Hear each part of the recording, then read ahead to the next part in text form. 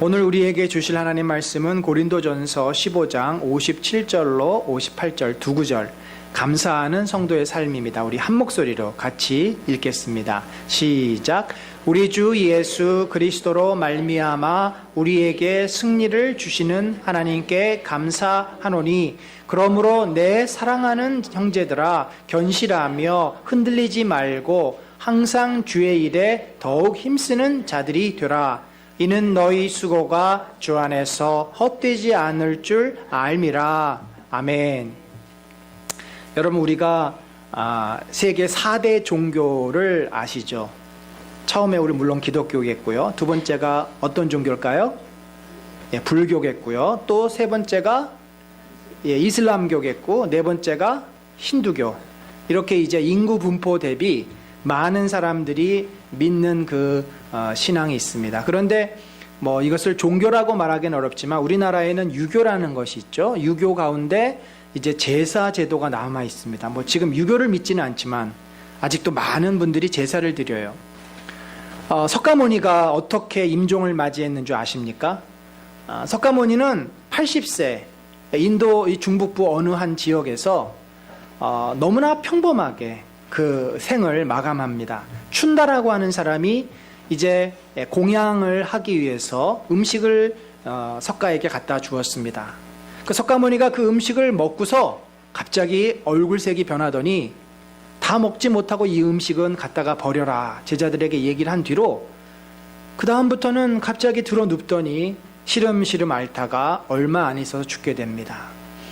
아마도 그 음식에 독이 들어있었던지 아니면 그 음식이 상했던지 원인은 정확히 알 수 없지만 기록에 의하면 음식을 먹고 나서 죽었다라는 기록이 있습니다. 그때 제자들이 슬퍼하며 그에게 달려들 때 그가 이렇게 이야기를 했습니다. 슬퍼하지 마라. 모든 것은 다 헤어지게 되어 있다. 모든 것은 반드시 멸하며 없어지는 무상한 것이니라. 원래 이 불교는 이 무상의 개념을 굉장히 강조합니다. 눈에 보이는 것, 이거 다 사라지고 없어지는 거야. 헛된 거야. 그리고는 석가는 조용히 그리고 너무나 평범하게 자신의 생을 마감을 합니다. 우리가 잘 아는 이 공자, 유교를 만들었고 어떻게 보면 제사를 출발시켰던 공자는 어떻게 죽었을까요? 그가 이런 이야기를 했습니다. 그의 제자 게로라는 사람이 스승이여, 사람이 죽으면 어떻게 됩니까? 라는 유명한 질문을 했을 때 공자가 이렇게 얘기했습니다. 한자가 쉬우니까 한번 같이 봅니다. 미지생 언지사. 생, 삶을 미지, 알지 못하는데 어찌입니다. 어찌, 조사죠. 어찌 지사, 죽음을 알 수 있겠단 말이냐.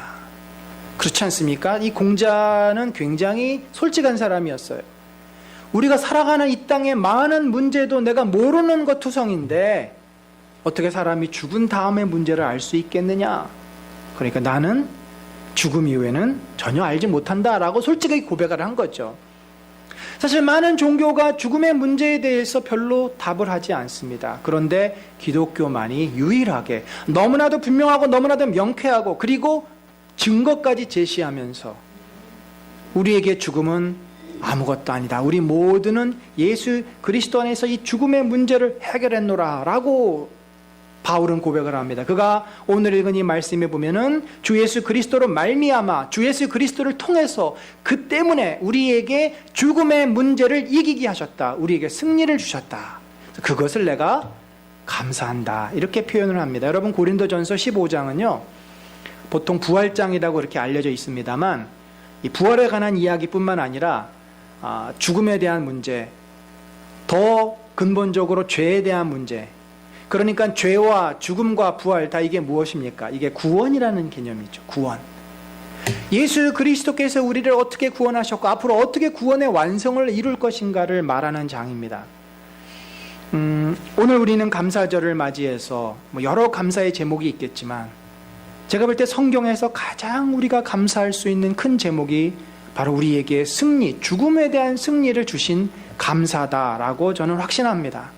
어떻게 우리가 이것을 감사할 수 있는지 세 가지의 제목으로 함께 감사를 나누고 싶습니다. 첫 번째, 예수 그리스도께서 우리 죄를 위해서 이미 죽으시고 부활하셨기 때문에 우리가 그분을 믿고 그분의 죽으심과 부활 때문에 우리는 영생을 선물로 얻었습니다. 우리가 영생을 얻은 것이 가장 중요하고도 소중한 첫 번째 감사의 제목입니다. 바울은 예수님이 죽으시고 부활한 사건이 단순히 허위가 아니다. 그것은 날조된 일이 아니라 분명히 사실이었고 팩트였고 이것을 본 증인들도 있다라고 말합니다. 고대 시대에 요즘처럼 과학이 발달되어 있지 않기 때문에 증인이 고대 시대는 매우 중요합니다. 두 사람 이상이 증인이 되면 그것은 합법적이 돼요. 근데 오늘 바울이 뭐라고 얘기합니까? 성경대로 예수님께서 장사 지낸 바 되었다 사흘 만에 다시 살아나셨고 그 후에 어떻게 했어요? 게바 베드로에게도 나타나셨고 후에 12제자에게도 나타나셨고 그 기록을 성경이 다 하고 있죠. 그 후에 500여 형제에게 일시에 보이셨다. 여러분 한두 사람의 입은 맞출 수 있지만 500명의 입을 맞추기는 정말 어렵습니다. 다 여기저기서 양심 선언을 하게 돼 있어요. 바울이 그냥 믿으라고 하는 게 아니에요. 객관적인 증거를 제시합니다. 예수 그리스도께서 저와 여러분을 위해 죽으시고 부활하셨기 때문에 우리에게는 그 십자가의 형벌이 찾아오지 않고 예수님에게 저주로 임하지 않았습니까? 그 예수님의 죽음의 저주 대신에 우리는 그 저주에서 벗어난 것입니다. 그래서 우리는 죽음으로부터 승리한 그러한 놀라운 축복을 받은 자들이 되었습니다. 1899년에는 유명한 미국의 인사 2명이 소천을 했습니다. 한 분은 철저한 반기독교인이었습니다. 그분은 바로 육군 대령이었던 잉거솔이라는 분입니다. 이분의 평생은 기독교를 비판하고 기독교가 얼마나 비과학적이고 날조된 것인가를 증거하고 그거를 입증하기 위해서 노력했던 사람입니다. 그런데 그가 어느 날 갑자기 죽음을 맞이합니다. 그런데 그는 죽음 앞에서 벌벌 떨며 두려움 가운데 죽게 되었고 그의 죽음을 본 온 가족들은 처절하게 부르짖으며 절망하며 괴로워합니다. 죽음이 그렇게 아무것도 아닌 것처럼 여겨졌지만 막상 죽음을 당했을 때 사람들은 절망하게 됩니다. 그것이 죽음의 두려움이에요. 반면에 D.L. 무디라고 하는 전도자는 죽음을 향하여서 오히려 미소를 짓고 반가워하며 내가 그렇게 그리던 죽음이라고 얘기를 합니다. 그가 침상에서 마지막 시간을 보내고 있을 때 자녀들이 기도해요. 하나님 우리 아버지도 살려주세요. 얘야 제발 그렇게 기도하지 마라. 하늘 문이 열리고 주님의 나를 이제 맞아 주시려고 기다리고 계시는데 내가 아버지 집에 들어가기 위해서 오늘까지 평생 수고하지 않았니? 이제 내가 아버지 집으로 간다. 이 영광스러운 죽음을 내가 맞이하노라. 그러면서 그가 기쁨으로 임종을 맞이합니다. 저도 목사로서 여러분의 죽음을 보면서 주님 안에서 소천하시는 분의 공통점이 있다면 그것은 평안함입니다. 그래서 다들 주무시는 듯이 가시는 그 평안함, 얼굴에 일그러짐이 없습니다. 사랑하는 성도 여러분, 우리는 이렇게 이미 죽음의 문제를 해결한 분입니다. 우리가 아프면 왜 두렵습니까? 어떤 분들은 아프면은 아픈 거는 괜찮은데 주변 사람들이 괴로워할까봐 사실 아픈 거 자체가 힘들죠. 뿐만 아니라 내가 아프다가 죽으면 어떡할까? 죽음에 대한 두려움이 사실 있는 거예요. 누구나 다. 근데 우리는 이 죽음의 문제를 이긴 자들입니다. 여러분 그 확신 가운데 사시기를 바랍니다. 뿐만 아니라 우리가 더 감사할 것이 있어요. 예수님이 부활하시고 승천하셔서 하나님 보좌 우편에 앉아 계시고 이제 두 손 두 발 다 놓고 편히 쉬고 계시는 것이 아닙니다. 성경은 이렇게 이야기를 합니다. 그가 모든 원수를 발 아래에 둘 때까지 반드시 왕노릇하시리니. 제가 이 고린도전서 15장을 가지고 공부하러 갔을 때 논문을 썼습니다. 그리고 그 핵심 구절이 바로 25절이에요. 그가 모든 원수를 그 발 아래 둘 때까지가 무슨 말입니까? 이 원수는 사탄 마귀를 말합니다. 그 발 아래 둔다는 것은 시편 110편 1절에 내 원수를 내 발등상 되게 하기까지 그 자리에 앉았으라. 다윗이 오실 메시아를 향해서 예언한 그 시편의 인용구입니다. 바로 그것은 메시아가 사탄을 이제 십자가에서 한번 카운터 펀치를 먹임으로써 큰 해를 입혔습니다만 창세기 3장에 기록된 대로 그 뱀의 머리를 상하게 했지만 완전히 죽음에 이르지는 않았습니다. 다시 오셔서 두 번째 그 사탄을 불못에 집어넣을 때까지, 그러니까 예수님이 초림하셨고 재림하셔서 이 온 세상을 완전히 심판하실 때까지 예수님께서는 쉬지 않고 주의 몸된 교회를 세우고 성도들을 구원하시고 이 땅을 영적으로 회복시키기 위해서 애쓰시겠다라고 하는 주님의 고백인 거죠. 그때까지 반드시 뭐 할 것이다? 왕 노릇할 것이다. 이게 바실레우라는 동사인데 하나님의 나라라는 말을 여러분이 들어보셨을 것입니다. 하나님의 통치가 임하는 곳을 하나님의 나라라 그래요. 바실레아 때우, 하나님의 reign, 다스리심. 근데 이 왕 노릇한다는 게 통치하신다, 다스리신다. 우리가 더 이해하기 쉬운 개념은 구원하신다는 말입니다. 예수님이 제자들에게 내가 너희에게 다시 올 때까지 이 포도주를 마시지 않겠노라. 그 포도주는 뭘 상징하냐면 파티를 상징합니다. 잔치를 상징해요. 다시 그때까지 나는 잔치 벌이지 않고 너희를 위해서 너희를 지키고 너희를 구원하기 위해서 애쓸 것이다. 예수님이 지금 뭐 하고 계십니까? 교회를 세우고 계세요. 하나님을 떠난 그 탕자 같은 영혼들을 부르시고 그들의 마음을 만지시고 교회 안에 들어오면 만신창이가 된 채로 우리가 신앙생활을 시작하지 않습니까? 그러면 그 상처난 곳을 싸매시는데, 여러분 성경에 기록된 모든 비유와 예화들이 사실은 다 예수님의 모습이에요. 사마리아인의 비유에서 그 사마리아인이 강도 만난 자를 어떻게 하죠? 그 상처난 곳을 싸매고 기름을 바르지 않습니까? 예수님이 세상에서 하나님 없이 살다가 사단에 의해서 이렇게 저렇게 상하고 망가진 심령들을 교회로 부르셔서 어떻게 하십니까? 주님이 그 영혼들을 싸매시고 만지시고 회복시켜 나가신다는 거죠. 그래서 우리가 믿음이 자라고 우리의 파괴된 인격이 온전해지고 변화되는 거 아닙니까? 우리 주님은 지금도 저와 여러분을 만지고 계세요. 우리가 이 땅을 살아가면서 세상의 그 유혹에 깊게 빠지지 않고 또 사탄의 그 불화살에 맞지 않고 이렇게 믿음 생활하면서 감사하게 살 수 있는 이유가 뭐겠습니까? 주님이 우리를 보호하시기 때문이에요. 내가 세상 끝날까지 너희와 항상 함께 할 것이다. 교회를 세우는 거, 이거 다 주님의 은혜입니다. 제가 어떤 때는요, 목회를 하다가 참 힘들 때가 있습니다. 우리 전도사님이 저한테 그렇게 질문을 하더라고요. 아침에 같이 이제 저희가 8시에 모이면 식사를 간단하게, 빵으로 간단하게 하는데 제가 기도하면서 오늘 추수감사절이니까 하나님, 올 한 해도 참 이렇게 저렇게 힘든 일이 많았는데 그 모든 것들을 잘 견디고 이기게 해주심을 감사합니다. 제가 이렇게 기도했어요. 식사하고 나서 전도사님이 목사님 그렇게 뭐가 그렇게 힘드셨어요? 질문을 해요. 제가 어떻게 일일이 이걸 다 얘기를 합니까? 하지만 목회하면서 가장 제가 그래서 한마디만 했어요. 제일 힘든 거는요, 아무리 제가 수고하고 애쓰고 열심히 해도 아무런 열매가 없을 때 참 힘듭니다. 목회라는 것이 그래요. 우리 성도들을 위해서 정말 열심히 기도합니다. 여러분들이 믿음 안에 들어오도록 제가 애를 쓰고 이렇게 저렇게.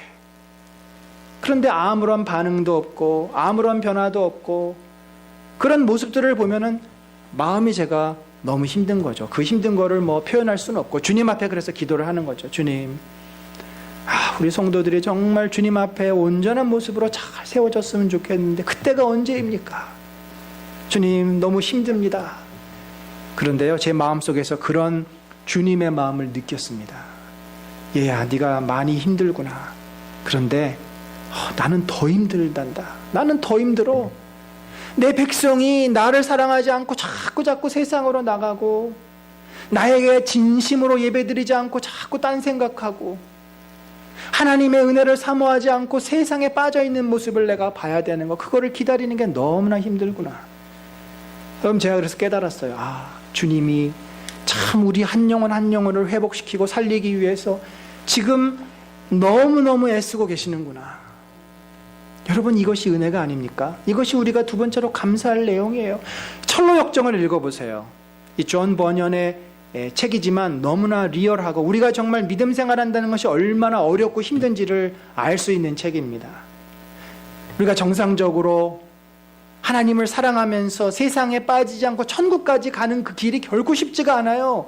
온갖 유혹이 있죠. 온갖 시험이 있죠. 온갖 위험한 길이 있죠.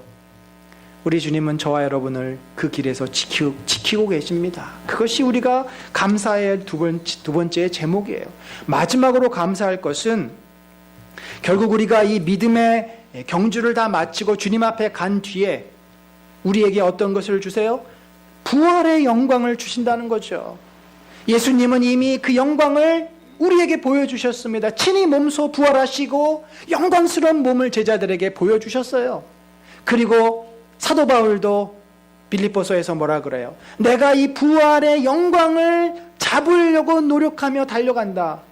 그 표대를 향해서, 그 표대가 나도 예수님처럼 부활의 영광에 이르는 것이라고 말을 합니다. 우리 성도로서 가장 영광스러운 것이죠. 우리가 죽으면 영혼은 하나님 나라로 가지만 우리의 육신은 썩어지고 땅에 뿌려집니다. 그러다가 주님이 다시 오시는 날 모든 무덤이 열리고 우리의 몸도 예수님처럼 온전한 부활의 영광의 몸으로 변화될 것이라고 약속하신 것이죠. 그것이 우리의 소망이고 우리의 믿음입니다. 사랑하는 성도 여러분, 우리는 오늘 추수감사절을 보내고 있습니다. 올 한 해 감사할 제목이 너무 많습니다. 건강 주신 거, 먹고 살게 하신 거, 일할 수 있게 하신 거, 또 내가 원하던 것을 얻을 수 있도록 하신 것, 너무나 많은 감사의 제목들이 있습니다. 그런데 여러분, 이 감사의 제목들은 다 뭐예요? 다 지나가는 것이에요. 어저께 먹었으니까 우리가 또 오늘 안 먹어도 됩니까? 어저께 내가 열심히 일해서 월급 받았으니까 오늘은 또 안 받아도 돼요? 아니에요. 다 모든 게 지나가는 일들이에요. 우리 아이들이 중학교 졸업했습니까? 또 고등학교 가야 돼요. 다 지나가는 일들이에요. 이 땅의 삶이라는 것은 그렇습니다. 그런데 가장 감사한 것은 지나가지 않고 영원히 있는 것. 우리를 구원하셨고 지금도 우리의 구원의 완성을 위해서 우리를 지키시고 앞으로 우리를 예수 그리스도의 영광으로 이끌어 가실 이 주님의 구원의 은혜가 우리에게는 가장 감사한 제목일 줄로 믿습니다. 그런 감사가 특별히 늘 있어야 되겠지만 오늘 추수감사절을 통해서 저 여러분 마음속에 정말 깊게 고백되기를 간절히 축원합니다. 사도 바울은요, 이 장황한 그 고린도전서를 기록을 하고 1절에서 57절까지 상당히 긴 절 아닙니까? 그리고 구원에 대한 문제를 말하기 위해서 예수 그리스도의 십자가부터 죽음의 문제, 그분의 현재, 아주 장황하게 긴 이야기를 한 다음에 마지막에 무슨 말을 합니까? 여기 보면은 그러므로, 이게 뭐예요? 결론이잖아요. 사실 이 고린도전서 15장에서 바울이 말하고 싶은 것이 이 58절이에요. 그러므로 여러분, 우리가 감사절을 맞이해서 주님 감사해요, 감사해요, 그러고 끝날 거예요? 감사하기 때문에 그러면 어떻게 우리가 살아야 할까? 저는 오늘 특별히 이 부분을 여러분과 함께 나누고 싶습니다. 감사는 늘 해야 되는 거예요. 사실 눈만 뜨면 감사한 것밖에 없어야 합니다. 그러면 감사하기 때문에 어떻게 살아야 하냐는 거죠. 바울은 너희가 죽음의 문제, 가장 인간에게 큰 문제인 죽음의 문제가 해결되지 않았니? 앞으로도 또 예수님이 지켜주실 것이고 또 이제 너희가 큰 영광을 얻을 것인데 너희가 그렇게 주님 앞에 가는 그날까지 남아있는 삶 동안 너희가 이렇게 사는 것이 주님 앞에 정말 복된 일이다 라고 우리에게 말해주고 있는 거죠. 첫 번째로 보면 견실하며, 이거는 흔들리지 않는다는 말이에요. 꼿꼿하게 중심을 잡고 깊게 뿌리를 내리고 있는 나무를 상징합니다. 여러분, 뿌리가 얕은 나무는 비바람이 세차게 불면 넘어가죠. 태풍이 오면 다 나무가 넘어갑니다. 엄청난 나무가 넘어가요. 근데 뿌리를 아주 깊게 내린 그런 나무들은, 지난번에 곰파스가 와가지고 저희 5단지에도 2010년인가 기억이 안 나는데 곰파스가 엄청난 바람을 서울을 통과했지 않았습니까? 그 5단지에 있는 막 이런 나무가 넘어갔어요. 상상이나 할 수 있습니까? 그런데 그 가운데 또 안 넘어가는 나무들이 있어요. 그게 이제 견고한 뿌리를 더 깊게 내린 나무들입니다. 여러분, 우리가 왜 신앙생활을 해야 되고 왜 기도생활을 해야 되고 왜 성경 공부해야 되는 줄 아십니까? 우리의 믿음이 깊게 뿌리를 내리기 위해서예요. 만약에 믿음이 깊게 뿌리를 내리지 않으면 우리는 쉽게 넘어갑니다. 세상의 유혹에 넘어가고 나의 얄팍한 지식에 넘어가고 우리는 그렇게 흔들리는 믿음을 가질 수밖에 없어요. 이 믿음이 깊게 뿌리를 내린다는 것은 뭐냐면 확신이에요. 확신. 그 확신은 어디서 오는 줄 아십니까? 경험에서 와요. 우리가 많이 안다고 확신을 갖는 거 아닙니다. 많이 알면은 그것은 자기가 지식적으로는 어느 정도 확신을 할 수 있지만 정말 마음에서 갖는 확신은 경험을 통해서 얻어요. 그래서 신앙이라는 것은요, 반드시 경험이 수반이 돼야 돼요. 경험이 뒤따라가야 됩니다. 근데 여러분, 하나님 살아계신 것, 예수 그리스도와 나와 함께 하시는 무엇을 통해서 경험하시겠어요? 바로 믿음을 가진 기도 생활을 통해서 경험하는 겁니다. 그래서 우리가 기도를 해야 돼요. 기도가 너무 중요해요. 기도하면 하나님 살아계신 것과 주님이 나와 함께 하시는 것을 내가 몸으로 경험할 수 있다는 거죠. 그 임재를 내가 경험하는 거예요. 그러면 그 믿음이 뿌리를 내리기 시작합니다. 또 말씀을 가지고 이제 확신을 얻는 거죠. 말씀을 묵상하면 말씀이 진리구나. 또 내 마음에 확신을 갖습니다. 그래서 우리가 평소에 성역 공부도 열심히 하고 기도 생활을 열심히 해야만 내 믿음이 견고하게 되고 세상의 어떤 유혹이나 세상의 어떠한 시험이 와도 우리가 넘어지지 않을 수 있다는 거죠. 그래서 뿌리를 깊게 내리는 믿음은 흔들리지 않는 겁니다. 그런데 우리가 언제 흔들립니까? 우리 믿음이 약하면 흔들려요. 흔들린다는 것은 뭘까요? 예배를 잘 드리다가도 또 예배를 안 드려요. 힘들기도 하고 피곤하기도 하고 마음이 막 어지러우니까 예배 드리면 이 교회 가봐야 딴 생각해 안 가. 이런 식으로 마음이 딴 데로 가버리면 예배를 또 안 드려요. 하나님을 찾다가 또 갑자기 다른 데 관심이 갑니다. 노는데 정신이 홀릴 때도 있고 일하는 데 빠질 때도 있고 돈 버는 맛에 또 마음이 그쪽으로 갈 수도 있고. 여러분, 예를 들어 우리가 교제한 어떤 남녀를 생각해 봅시다. 한 남자가 이제 여자친구를 만났어요. 그런데 또 지내다 보니까 다른 여자가 또 눈에 들어오는 겁니다. 또 그 여자를 만나요. 이 사람도 좋고 저 사람도 좋고 도대체 누구를 선택해야 될지 모르는 갈팡질팡하는 모습. 마치 우리가 하나님 앞에 내 마음을 온전히 드리지 못하면 이 세상에 내 마음을 빼앗는 많은 것들에 우리의 관심이 갑니다. 그러면 그 믿음은 늘 흔들거리게 돼 있어요. 늘 중심이 없이 이쪽에서 땡기면 그쪽으로 끌려가고 저쪽에서 땡기면 또 저쪽에서 끌려가고. 우리가 하나님을 믿고 말씀대로 순종하며 사는 것이 결코 쉽지는 않습니다. 세상 사람들 잘 나가는 모습만 보면 나는 바보 같고 나는 왜 이렇게 손해만 보면서 사나 싶기도 합니다. 그런데 여러분, 우리가 세상의 목소리에 귀를 기울이고 세상 사람들에게 늘 시선이 빼앗기면 우리는 성도의 삶을 살 수가 없어요. 우리는 예수님을 바라보면서 믿음 생활을 할 수가 없어요. 양립이 불가능합니다. 바울은 그래서 우리의 인생을 허비하지 말고 견고한 믿음을 가지고 성도로서 열심히 살라고 얘기하는 거예요. 우리에게 남아있는 인생이 얼마 없다라는 얘기입니다. 그리고 바울이 권면하는 것은 무엇입니까? 자, 우리 58절 한번 같이 읽어봅니다. 시작. 항상 주의 일에 더욱 힘쓰는 자들이 되라.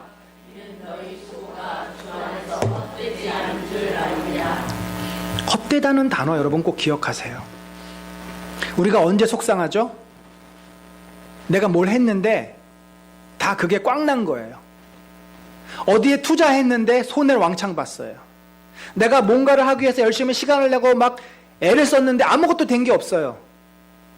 여러분 그 기분 아시잖아요. 내가 헛살았다는 거. 내 수고가 다 물거품으로 돌아갔다는 거. 그러면 정말 얼마나 속상하고 화가 나는지 몰라요. 근데 성경은 우리가 세상에 귀를 기울이고 믿음이 흔들흔들거리면 그 모든 것이 다 헛되게 돌아온다라고 말을 합니다. 너희가 헛되지 않은 인생을 살려면 주님 앞에 수고하는 삶을 살아야만 그것은 헛되지 않다라는 거죠. 여러분, 주의 일이 뭘까요? 이 본문은 주의 일에 힘쓰는 자들이 되라 이렇게 되어 있는데 주의 일이 뭐겠습니까? 기도하는 일, 교회 와서 예배드리는 다 주의 일입니다만 그것만이 주의 일이 아니에요. 사실 주의 일은요, 우리의 모든 삶이 다 주님의 일입니다. 주님과 함께하면 그 어떠한 것도 주님이 계시는 곳이고 주님과 함께하면 그 무엇도 다 주님의 일이 돼요. 여러분이 직장에서 열심히 일하는 거 그거 다 주님의 일입니다. 우리 이 개신교, 특별히 개혁주의를 따르는 우리 장로교는 이 세상에서 크리스찬으로서 하나님이 기뻐하시는 삶을 살려고 가르칩니다. 세상을 떠나서, 세상은 무조건 더 악하고 죄가 가득 차니까 세상을 떠나라고 가르치지 않아요. 땅을 정복하라고 가르칩니다. 문제는 우리가 나를 위해서 살 것인가, 주님을 의지하고 주님 뜻대로 살 것이냐의 문제예요.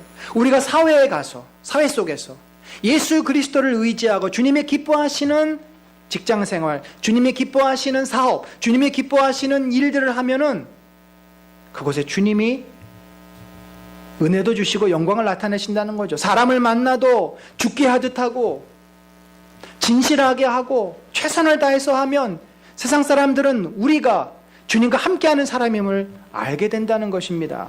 주부는 주부로서 가정 살림을 잘하는 게 주의 일이에요. 학생들은 학생으로서 공부를 열심히 하는 게 주의 일이에요.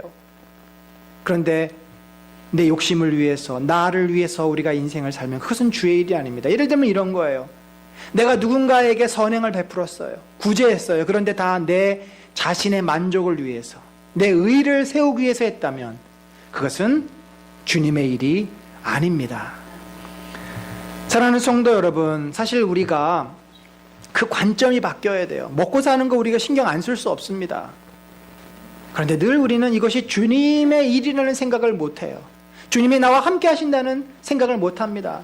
내가 주님의 뜻대로 순종하며 사는 사람으로서 그렇게 산다면 그것은 주님의 일이 됩니다. 그런데 우리는 그거를 놓치는 거죠. 놓치고 인생을 즐기는데, 내 자신의 그 문제를 해결하는데 너무나 많은 에너지와 너무나 많은 관심을 쏟고 있습니다.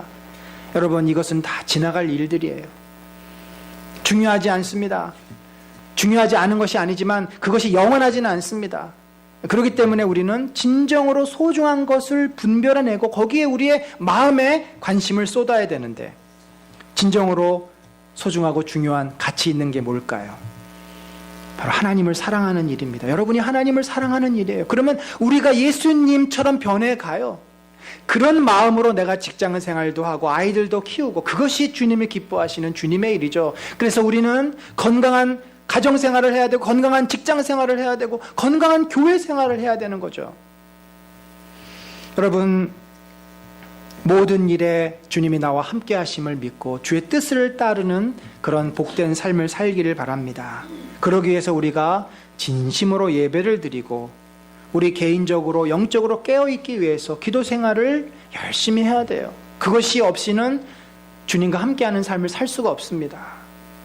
주변 사람들에게 그리스도의 사랑을 베푸십시다. 나누십시다. 좀 손해도 보고 양보도 하고 배려하는 삶, 그게 바로 예수의 모습 아니겠습니까? 그리고 주변에 주님을 알지 못하는 자들을 긍휼히 여기고 그들에게 복음을 전하며 전도하는 삶, 그것이 주님이 가장 기뻐하시는, 왜냐하면 그 영혼을 살리는 일이기 때문에 그렇습니다. 근데 여러분, 우리가 이렇게 돌아보면은 언제 우리가 주의 일에 힘쓰는 자가 되는 줄 아십니까? 두 가지 경우가 있는데, 첫 번째는 하나님의 은혜를 받았을 때, 하나님의 은혜를 받으면 주님의 기뻐하시는 일을 하고 싶은 열정이 자꾸 막 생겨요. 그래서 나도 모르게 예배 드리게 되고 기도하게 되고 전도하게 되고, 그런 열정들, 거룩한 열정이 일어납니다. 또 하나가 있는데, 삶의 문제가 절실해질 때 우리는 인생을 열심히 삽니다.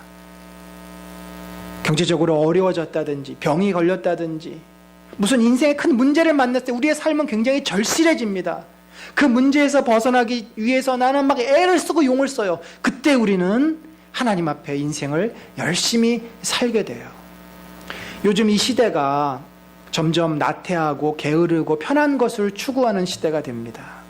모든 것이 편리해지니까 사람은 이제 좀 더 눕자, 좀 더 졸자, 시간이 나면 게임을 하고 즐기는 쪽으로 자꾸 우리의 인생이 흘러가요. 성경의 가치는 그렇지 않습니다. 그것은 악하고 게으른 종입니다. 너희가 돈이 많으냐? 그 돈으로 더 귀한 일을 쓰라 그러지. 그 돈이 많으니까 이제 그만 네가 일하고 편안히 누워서 먹고 마시며 즐기며 파티하며 쉬어라. 그렇게 생각하는 부자에게 오늘 밤 내 영혼을 데려간다면 네가 아무리 쌓아놓은 그 모든 재산은 다 아무것도 쓸 수 없다라고 어리석은 부자라고 말하지 않습니까? 성경의 가치관은 성실하게 일하는 종의 모습입니다. 제가 중고등학교 때부터 참 인생을 열심히 살기 시작했습니다. 중학교 2학년 때 은혜를 참 많이 받았어요, 그때. 그리고 우리 중학생들도 있는데 여러분들이 여러분의 인생을 고민하고 생각하는 때가 사실 중학교 때부터 사춘기가 시작되는 때. 그때 저는 이 두 가지가 다 저에게 있었어요. 삶이 너무 힘들었어요. 저희 집에서 생활하는 게 힘들었어요. 절실함이 있는 거예요. 여기서 벗어나고 싶은 어떤 절실함이 생겨요. 그리고 그것은 하나님 안에서 은혜를 받으니까 내가 어쨌든 내 인생을 열심히 살겠노란 어떤 그런 그 근성 같은 게 생기는 거죠. 그리고는 공부를 열심히 했어요. 중학교 때부터 고등학교, 대학교 가서도. 우리 안희주 선교사님을 제가 대학교 1학년 때 그 남서울교회 임마누엘 성가대라고 있어요. 일부 예배, 7시 예배인데 그때 이제 성가대 하면서 처음 알게 됐는데 대학교 들어가면 얼마나 애들이 놀고 싶고 뭐 그러겠어요. 저는 삶이 절실했기 때문에 주일날 되면은 새벽 6시 반에 이제 교회 가는 거죠. 7시에 연습하고 7시 반이었나요? 하여튼 예배 드리고 그리고 또 학생부서 교사로 섬기고 또 그 다음에 3부 예배 드리고 오후에 또 이제 대학부 하고 또 마무리까지 하면 거의 저녁 7시. 또 월요일 날은 학교에 가서 서클 모임하고 또 공부하고 너무너무 바쁘게 열심히 살았어요.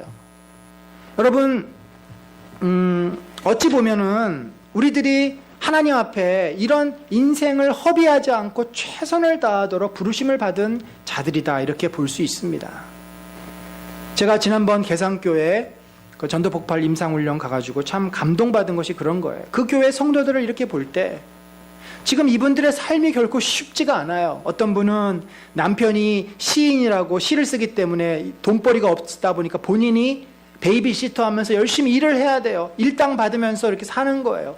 근데 그 일당 포기하고 교회 와서 일주일에 지금 세미나 있는 동안에 2번이나 3번 정도를 온전히 교회에 이렇게 또 봉사하는 거죠. 또 어떤 분은 갑상선암이 있어가지고 집에서 쉬어야 되는데 교회 나와서 또 봉사해요. 또 어떤 분은 이제 이혼하고 2 아이를 혼자 키워야 되니까 간호사신데 하루 오프한다는 것이 쉽지 않지만 또 오프하고 와서 또 교회에서 섬기고 또 식당에서는 60대 이상 그 권사님들이 열심히 봉사를 하는데 사실 여러분 60이 되면 우리 몸이 다 말을 안 들어요. 여기저기 아픕니다. 이분들 집에서 쉬고 싶은 생각을 왜 안 하겠어요? 그런데 일주일 동안 점심 저녁 열심히 나와서 기쁨으로 최선을 다해서 섬겨주시고 또 남자 집사님들은 뭐 주차 안내하고 여러 가지 일로 이분들이 직장이 없는 게 아니에요. 놀고 먹는 사람이 아니에요. 누구보다도 하루하루가 정말 치열한 삶을 사는 분들이에요. 부평 계산동 여러분 가보시면 알겠지만 어려운 분들 많은 동네입니다. 근데 그분들 마음속에 제가 보면서 감동을 받은 것은 인생을 살아가는 겉돌한 절실함들이 있더라고요. 아프니까 힘드니까 주님 바라보는 그 절실함들이 있었습니다. 여러분 인간이 그 하나님을 향한 그 간절한 마음이 없으면 교만해지고 모든 게 우스워져요. 그런데 하고 싶은 대로 하게 되고 마치 우리 아이들이 얼마나 시건방 떨고 건방지고 부모 말 우습게 알고 뭐 모든 게 다 해주니까 그냥 다 되는 것처럼 우리가 볼 때는 참 얘네들 언제 정신을 차릴래나. 근데 여러분 우리가 어떤 절실한 마음이 없으면 그렇게 될 수밖에 없어요. 그게 우리 인생입니다. 저는 개인적으로 그렇게 기도를 하나님 우리 성도들도 정말 주님 앞에 이렇게 자신의 인생을 허비하지 않고 헛된 데 가서 즐기고 그 시간 보내고 자기 꿈 이루기 위해서 거기에 빠져서 헤매지 않고 하나님 앞에 자신의 인생을 정말 충성스럽게 드리는 그런 성도들이 되게 해주십시오. 제가 늘 기도합니다. 저는 그런 날이 오리라 소망합니다. 그건 제가 할 수 있는 것도 아니고 여러분 스스로가 할 수 있는 것도 아니에요. 주님께서 우리에게 그런 마음을 주시면 내가 정신 차리고 더 이상 이렇게 살면 안 되지. 하루하루를 정말 진실되게 충성하면서 성실을 가지고 최선을 다해서 살고 여러분 생각해 보세요. 내가 무엇을 위해서 매일 이렇게 정신없이 지금 뛰고 다니고 있는가? 결국은 나중에 보면은 돈 때문에 그렇고 결국 나 자신 좀 더 편안하고 좀 더 쉬고 싶어서 그러고 다 그런 것들이에요. 그런 것들은요 여러분 다 지나가는 겁니다. 성경은 분명히 진리의 말씀이고 인간 역사 속에 반복된 말씀이에요. 나중에 다 후회합니다. 그것이 헛되다고 얘기해요.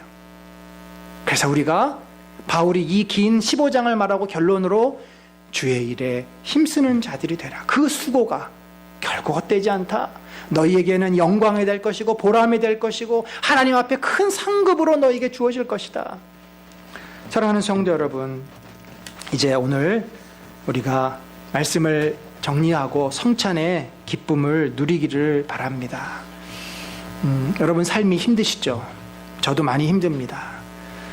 이런 모양 저런 모양 이런 이유 저런 이유 때문에 우리의 인생은 결코 쉽지 않습니다. 경제적으로 힘들기도 하고 아파서 힘들기도 하고 내가 원하는 것을 얻지 못해서 힘들기도 하고 이 자식 새끼들 말 안 들어서 힘들기도 하고 다양한 이유들이 있어요. 그렇지만 우리들이 인생을 주님 안에서 감사하며 최선을 다해서 살 수 있는 이유는 예수님이 저와 여러분을 지금 만지고 계시기 때문이고 우리와 함께 하시기 때문이에요. 그리고 우리를 그 영광의 자리로 이끌어 가실 것을 우리가 믿기 때문입니다.